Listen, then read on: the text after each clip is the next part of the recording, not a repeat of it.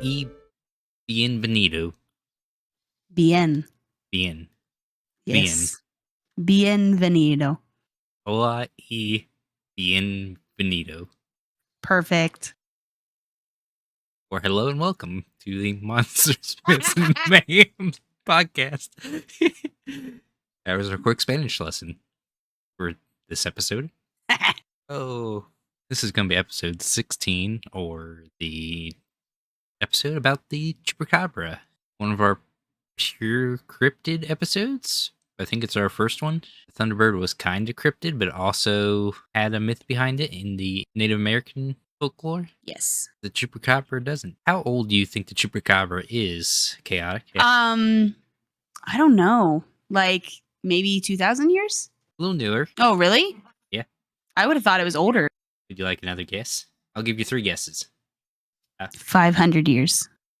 Newer. Really? Yes. 200. Ooh. 300? I'd say we are actually older than the Chupacabra. What? Yes. There's no way. Yeah. Chupacabra sightings first got recorded in 1995. That's when the Chupacabra was first reported as being called the Chupacabra, that is.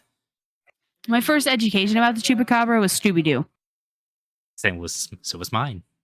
Nice. It was Scooby-Doo Monsters in Mexico or Cinco de Mayo. Yeah. That was a pretty, I think, let me look up a picture of that Chupacabra real quick, but I think it was pretty accurate in one of the descriptions. Next question for you.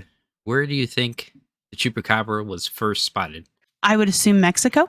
That'd be a big X on that one. Oh my God. What is my knowledge on Chupacabra? Obviously nothing. It was actually first spotted in 1995 in Puerto Rico. Wow. Okay.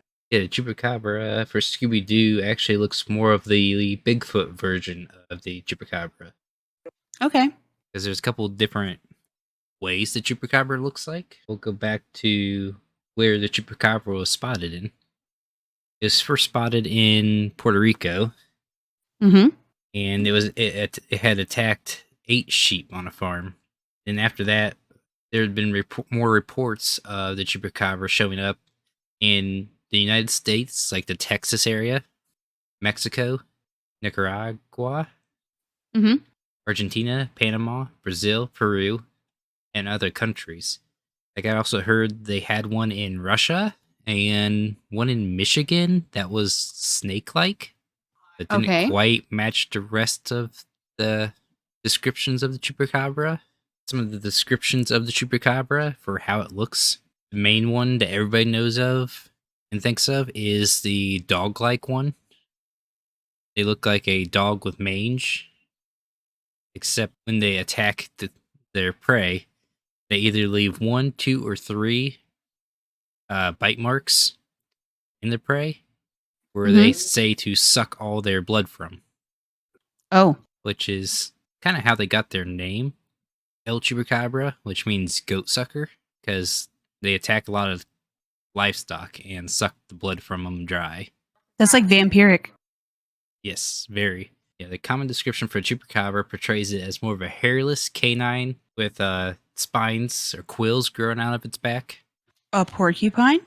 Like a row of quills, or like going straight down its spine. I got you. There's been a lot of claims of caught Chupacabras, and most of those people say were either coyotes mixed with the Mexican wolf, and they had mange. But some of them, they had DNA tested, and it came back as a mix of canine, is all they could tell. But the one in Puerto Rico was not canine. The canine version is mainly seen over in Texas and Mexico. Okay. In Puerto Rico now, they are described as reptilian creatures that stand roughly 3 to 4 feet tall, have quills emerging from their spines all the way down to their tail, stands on its back legs, can hiss and hop great lengths, have glowing red eyes. Kind of like a kangaroo mixed with an alligator. I'm terrified, yes. Some others say that it looks like Bigfoot or a giant ape. Some say it has wings and can fly.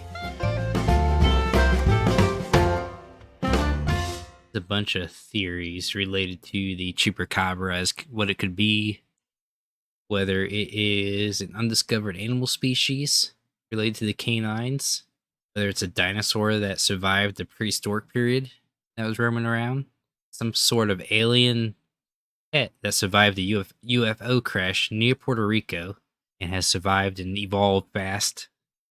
So we think it's an alien? Yes, that's one of the more commonly Interesting. accepted ones Okay, okay. because It's different. there was a supposedly a crash in Puerto Rico that the government covered up. Mhm. That then the creature started appearing. God dang, Area 51. There's a lot of military bases in Puerto Rico too, Mhm. so it is seen that it could be a experiment for a new type of war dog that the military was training and Mhm. experimenting with, or could just be a really big vampire bat. Lots of options. Even before there was the Chupacabra. Puerto Rico had another vampiric monster that haunted the island. It was called the Moca vampire. Oh my god. It was first seen in the municipality of Moca, which was found in the northwest of the island, home to about 40,000 people. Unlike the Chupacabra sightings, which continue to this very day, the Vampiro de Moca, Moca vampire, as it was referred to on Puerto Rico, was the monster of definitively here one minute and gone the next. Because it showed up, it terrorized for a little bit, then no one's seen it since. Numerous ranchers reported how their farm animals were being violently slaughtered under the cover of darkness and systematically drained of massive amounts of blood. The first area targeted was the Barrio Rocha region, where several goats, at least 4 pigs, numerous chickens, more than a dozen cows were all found dead with puncture marks on their body and deep claw-like wounds on their skin, and all missing one vital ingredient: their blood. Their blood. I was waiting on the blood. The blood. The blood. Absent of their blood. There's a bunch of stories on the Chupacabra, so I really didn't pick one because I wasn't sure which one. You can Google them and find a lot of stories. There's Fox News sightings of the Chupacabra. Oh my god. There's a Monster Quest episode with the Chupacabra where this lady supposedly caught one, chopped Oh. off its head, kept it in her freezer for months till the crew got there. What the fuck? And they could send it to do a DNA test, but the DNA was degraded by that time. Oh no, really? Like the audacity. You know, all these Chupacabra sightings were the dog style Chupacabra, Mm. which always comes back to usually a canine with mites, which is a Mhm. skin disease, in case those who are listening don't know that. Makes your skin lose all of its hair and grow scabs all over it, making it look scaly and rough. It's very Yeah. hard on the animals because it also makes them lose their appetite and where they don't eat, and they just get really super skinny. We might post some pictures in the Discord. I've been trying to keep up on that. Yes. I got a story of the Mocha vampire. Yeah, yeah. Okay, so this was in 1975 in Puerto Rico. The death count was close to 3 dozen. It was in the same week that an important development was made. Blood-sucking culprit was finally seen, up close and personal. The witness was a woman named Maria Acevedo, who caught sight of a monstrously sized, screaming and screeching winged beast that landed atop her home, and which clambered around her roof, making an almighty racket in the process. It was clearly no normal bird. It stood around 4 to 5 feet in height and was described as being similar in appearance to a pterodactyl, a presumed extinct flying reptile of the Jurassic era. Whatever the true nature of the monster is, it quickly took to the skies and vanished into the starry darkness. Less than 48 hours later, a farmer named Cecilio Hernandez contacted the police after more than 30 of his chickens were killed in a fashion that was quickly becoming attributed to the predation of the Mocha vampire. It was at the same time the Hernandez story was widely being reported on Puerto Rico that potential answer to the puzzle was uncovered. 2 huge snakes were killed in Mocha just before they were about to attack a cow belonging to a rancher named Luis Torres. But those snakes did not explain the pterodactyl-like creature that Maria had seen. There's been many things that they tried to explain the Moca vampire with as well, which was like the giant snakes.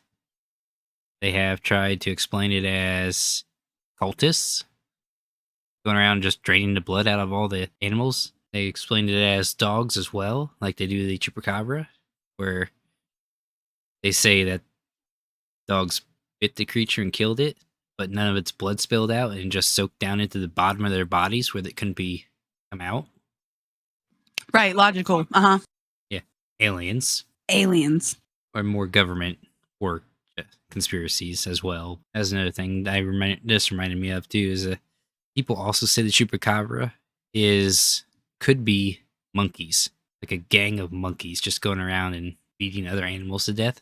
Because there's an island in that area where the government experimented on monkeys, with HIVs and AIDS, trying to come up with a cure and just experiment with them. You know, they just kind of decided to put all these monkeys on this island. Great.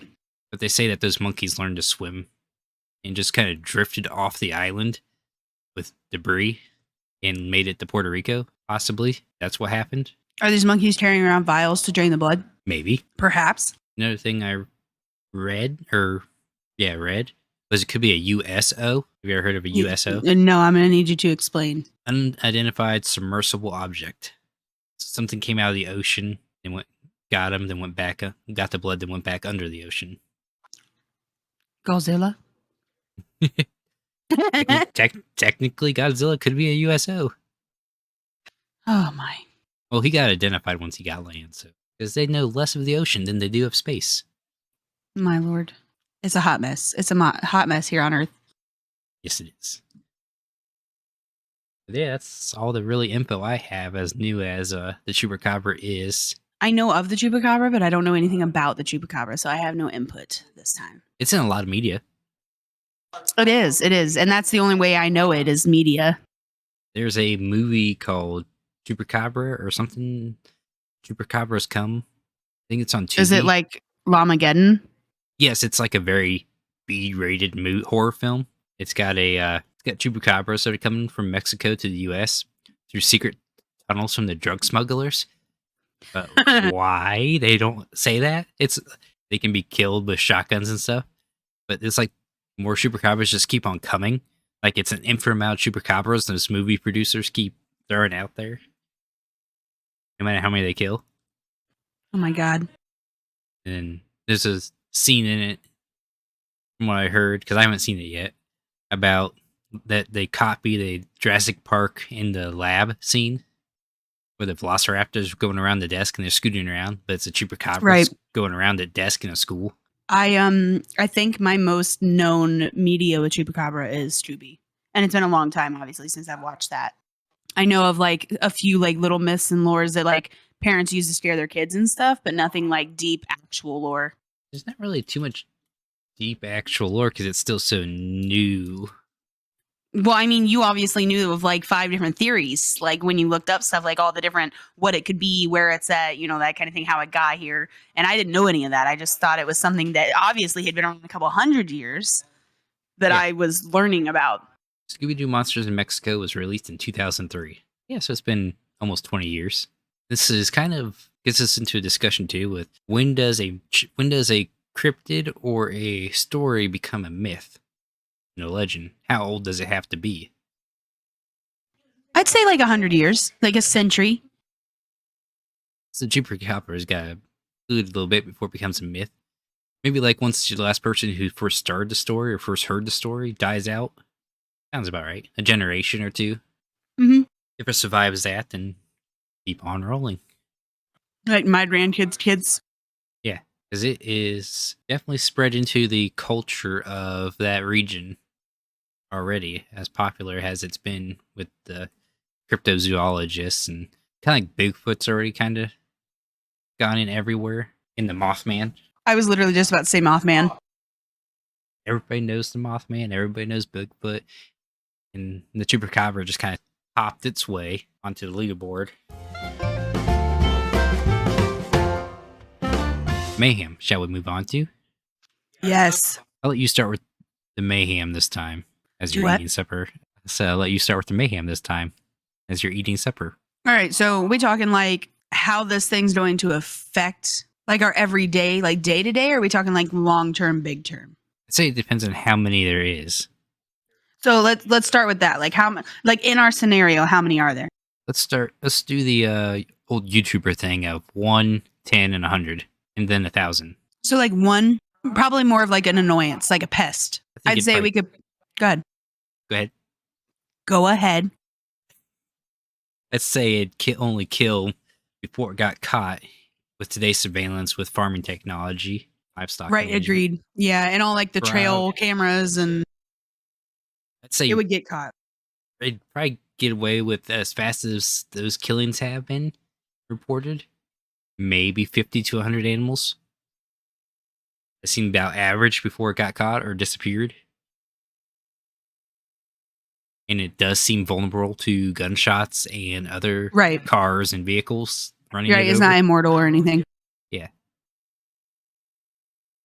I agree. I think 10 would be something maybe that the government of somewhere, at least even if it wasn't America, would step in and kind of maybe preserve or like wildlife or sanctuary or something with them, try and, let them live without killing anything, or, like we do with zoos, I think, or other sanctuaries.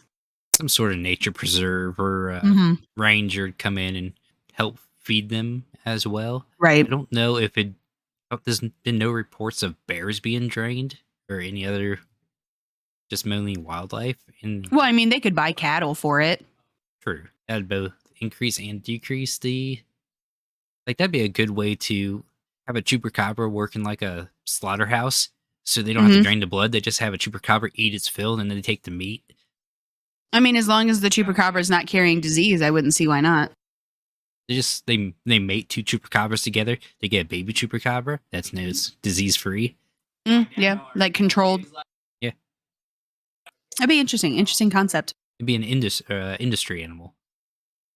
True. Which I think that'd be more useful with there's thousands of them. That's if we can train it that way, though. True. You just throw it in a big glass box and let it do its thing.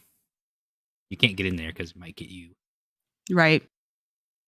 Like the SCP Foundation. 100 of them, I'd see it becoming more of a problem. I would too if it was contained to an island.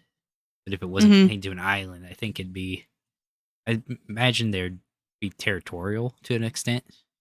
Right. I was kind of more imagining like 100 in Puerto Rico. Like, obviously, that'd be an issue. Yeah. But they're canines. Do they hunt in packs? Mhm. I mean, from the sounds of the stories, though, it sounds like they're lone creatures. Like the Tasmanian devils are technically dogs and technically do packs, but they'll kill each other over shit too, So I feel like it'd kind of be similar. Depends on which version we're talking about too. Are we talking about the Bigfoot ones? I'd say they'd be solitary. Same with the winged ones would be solitary, but cover larger distances. The kangaroos would be pack animals, I'd imagine. Mm-hmm. And maybe. See, I've been more so picturing the bat, like the oversized vampire bat. I was picturing a canine, which I guess either way would be. They both kill the same way, which is and it would be training wise similar ish. The chupacabra is different than a lot of cryptids, as it's categorized as a chupacabra by the way it kills, not by its description of how it looks like most. Mm-hmm. And then we get into the thousands of them. I feel like there'd be a problem. So I have two opinions on that. Either it would be a problem or it'd be something as common as the bats we have around. Yeah. Like you either put your animals in or you're fucked. Like people would either learn or live. And the only thing is, when do they upgrade from cattle and come for us? That's true. You would think they'd always want cattle though, unless they're out of cattle, because cattle have more blood. Right. But like if we're putting cattle up and like our kid goes outside to grab the mail or something, who's to say that it's not going to be like, well, there's no cattle. Swoop. Have more kids? No. That's rough. That's Silver's kids are in not. It's not looking great. It's not looking There, great. there goes Jimmy number 4. Or just name them continuous numbers. Jimmy number 4. Number 4 is the middle name. You just give someone's one of your kids' middle name, like Phil the bait. Yeah, like literally. You Yep. make him run out there and chase the Chupacabra around. Raise him for 10 years just to be fit enough to chase, like, loop a Chupacabra. Be like the world's youngest bodybuilder strong. The Chupacabra caused mayhem more on the local scale than there'd be no military response, I don't think, at all. Besides maybe covering it up. If they didn't want it known as much, I think it'd be more of a park ranger deal. Yeah. It'd probably make park rangers' jobs a little more interesting, dangerous. An unknown Chupacabra coming out of the sky. We really don't have any flying predators right now that can take out people. Right. Not idealistically. Not without harming themselves. I mean, if you have a 40-pound turkey fall off a tree and smack you on top of the head, I'm pretty sure that'll take you out. Well, we have some pretty ample big hawks that would take a newborn. That's true. There has been reports for that. Mm-hmm. But like people, like big people, we don't really have an aviary that would swoop us. Yeah. Most condors are, I was going to say pescatarians, but that's fish. It's they like the dead animals already. Mm-hmm. But there's that one report of the vulture who picked up a bone to smash on a rock and dropped it on a bald dude's head. Killed him that way. I think that overall it would be like a coming to terms to live with it kind of thing, or exterminating or making like a sanctuary. Yeah, I think that's probably what we come down to. So mayhem wise, maybe not like huge, but like the creature itself is pretty chaotic. It's chaotic, but I think it could be used in a good way. I agree. It's not like a super negative creature. Yes. Well, I think that's probably going to be it for the episode, unless you got anything else to add to it. Nope.